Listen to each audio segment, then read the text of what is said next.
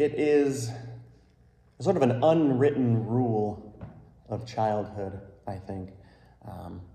At some point, every child, every person, I would say, understands this.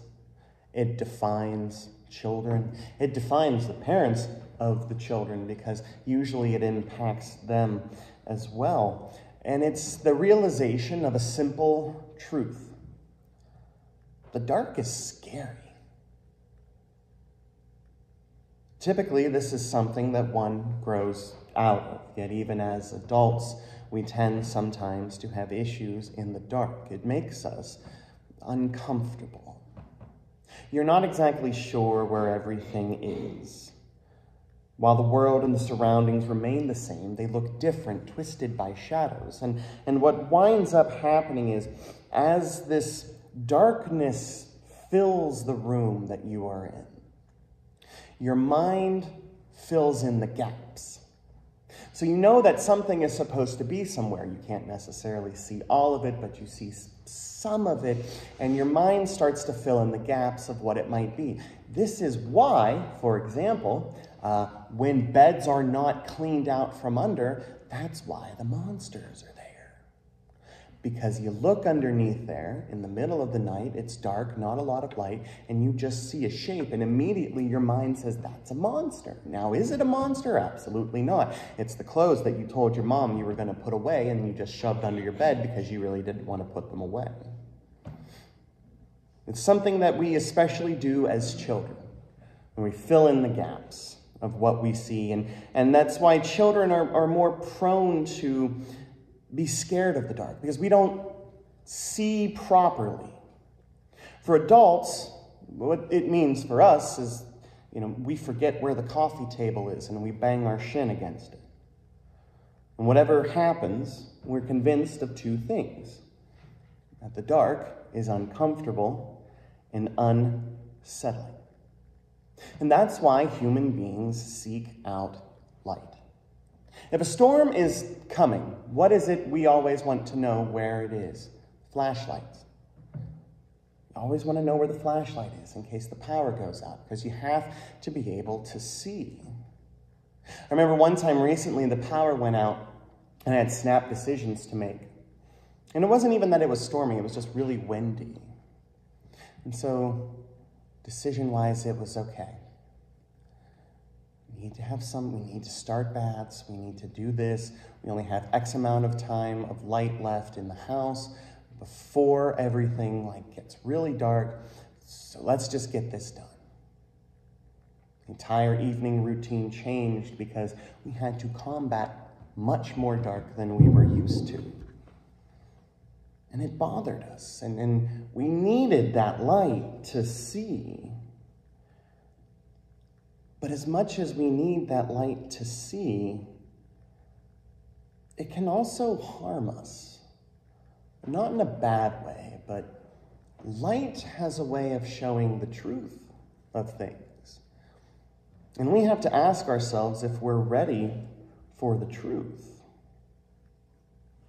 Our reading from Isaiah today, there's no mistaking of the talking of light in this passage. It's quite literally all over it. The light has come and is shining on something important. The light is the glory of the Lord, seeking to dispel all darkness in the world. The light has the power to draw all peoples to it, and therefore to God. This is the light that is coming. And it's not even just people that get drawn in by the light, interestingly enough. No, when you look at the passage, we see camels, wealth of nations,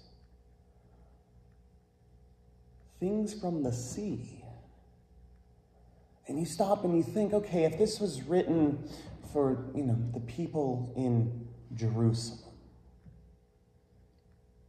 and I'm not good at geography, but you're like, that's not near the sea, which means that people are going to be coming and bringing those things.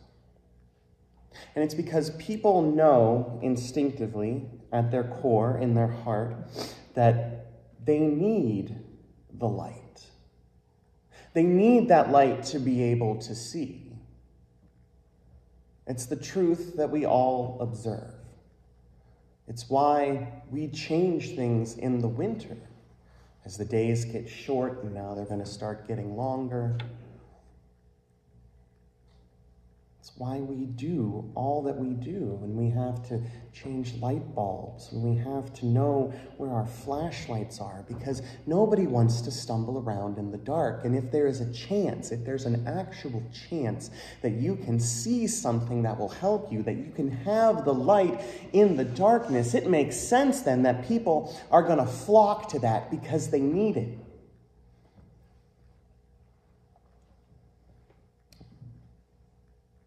But it shows the truth.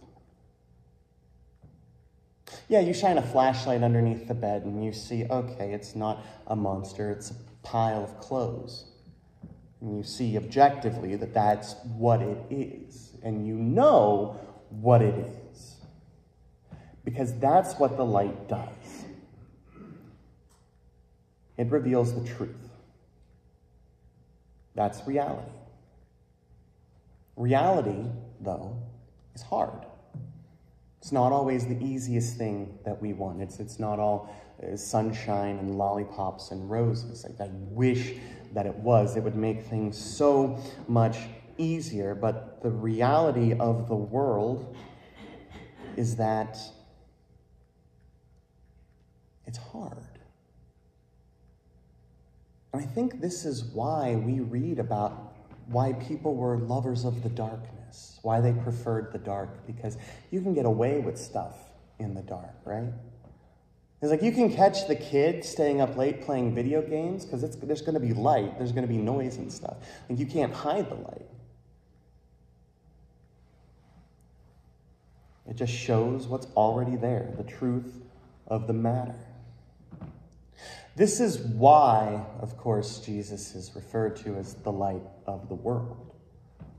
Because Jesus is that ultimate source of light, showing us how the world is, what exactly the world is like, and things like that. And it's why we read the story on Epiphany about the wise men. Because famously, they followed a star, a source of light. And there's so much interesting things going on in this.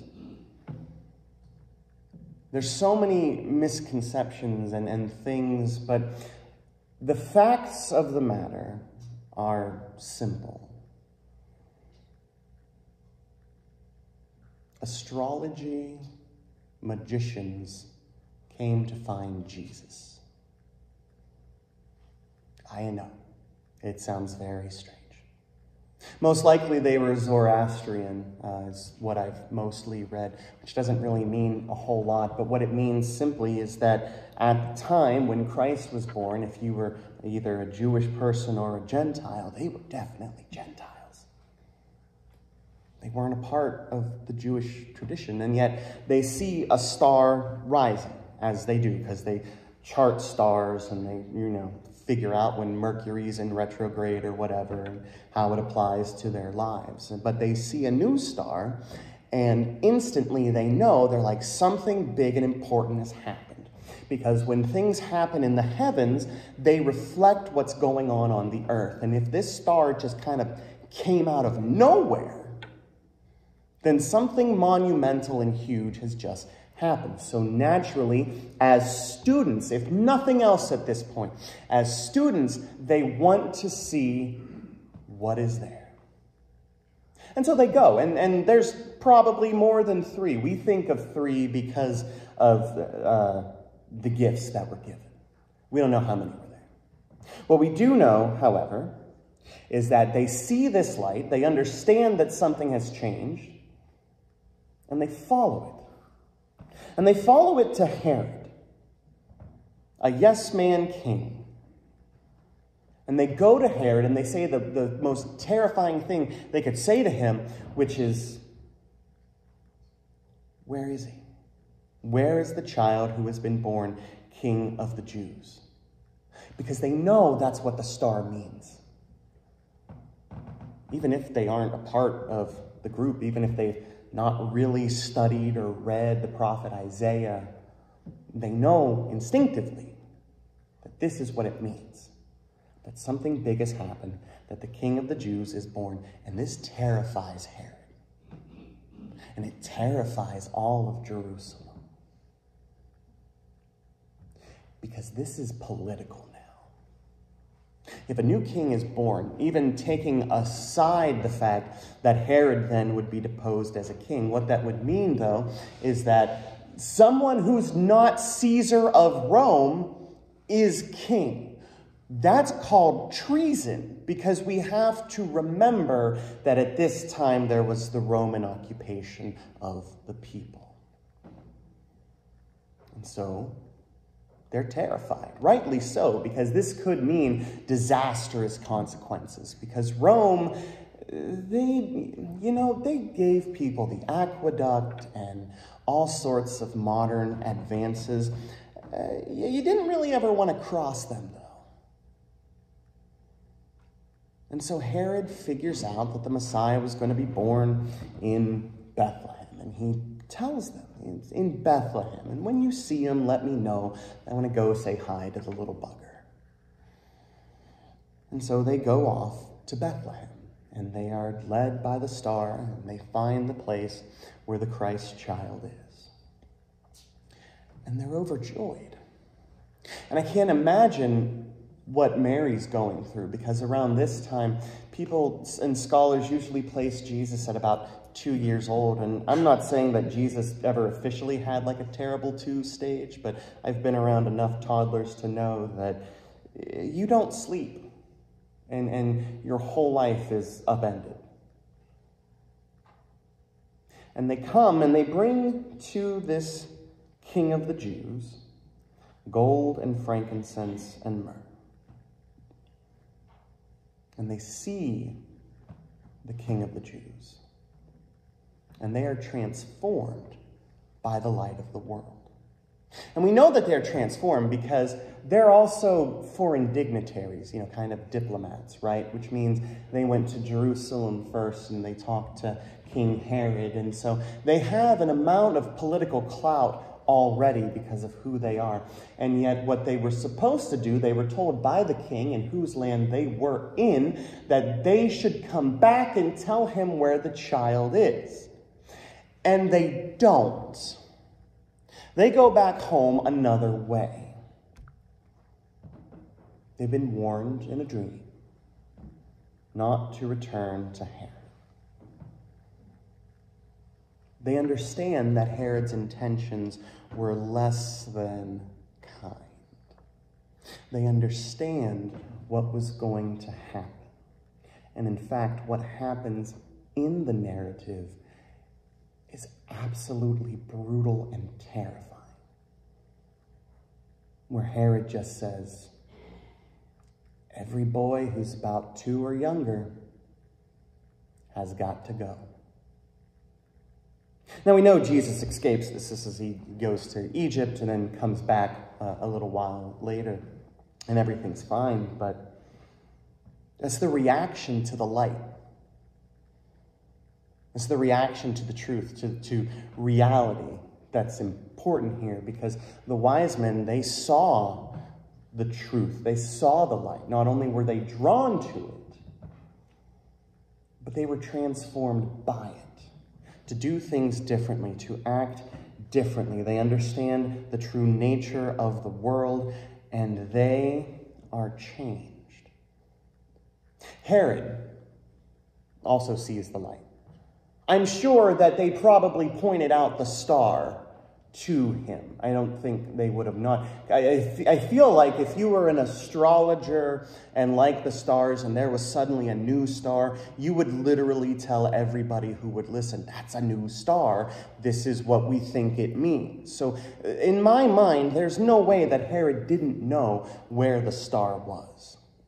And so he sees the light and he knows that the light is there, and he realizes not only does this mean political issues with Rome. That's the noble part, right? But it also means he's going to be out of a job. I mean, he's got a comfy position as a Roman yes man. He's King Herod. He's not, just Herod. He's King Herod. And he's someone who's supposed to follow God, of the line of Abraham. And yet, the foreign magicians follow Jesus better than the guy who's supposed to be following God. Because it's what you do with that reality that matters. And I think that that's the unspoken joy in this time. Because if we're being objective, we know and understand that we've seen the light in our lives. We just spent weeks and weeks celebrating the birth of Christ. The light has come, and we come back, and we flock back to Jesus because we know instinctively that this is good, this is right, this is good and proper for us to be here. And we see a hurting and broken world in need of a light. And it hurts us because we know that that's not what the world is supposed to be. That there could be so much more, that it could be so much more. Everything could be different, and it's not. And so what we do is we start to crave the dark again, so that we don't have to worry about things. We can ignore what's going on halfway around the world. We can ignore what's happening in our backyards. If we don't see it, it's not there. And if we do see it, well, we'll just make it mean something else. And that's not what the light does. It shows nothing more than the truth. This sounds kind of sad. It sounds kind of depressing. Probably not the message that we want to hear on New Year's Day, because it's New Year's Day. It's 1/1/23. Congratulations to arriving at the time where you're going to mess up on checks for the next few weeks. But we have the opportunity right now to start things off new. I don't do resolutions because to me, I listen to what Yoda from Star Wars says. Do or do not. There is no try. If you're going to do something, if you want to resolve to do something, don't say, my New Year's resolution is this. No, you just do it. That's all. And so what I think we can do right now in this time is to look and see what God is doing. To see the reality of the world, to take stock of ourselves, to figure out what it is that how we need to grow, how we need to change, how we personally can continue to follow the light of God in the world. And when we do that, we will be changed and we will be transformed and we will carry that light with us. And that, friends, is the key. It's not just that the light exists in one specific little spot way far over there. It's that once you know that light and you take that light and you carry the light of Christ within you, it shines wherever you go. And your reality is transformed by it. Yes. The world is full of darkness. Yes, the world is broken and hurting and in need of the light, but the light has come. And we don't have to be afraid of the dark anymore. Amen.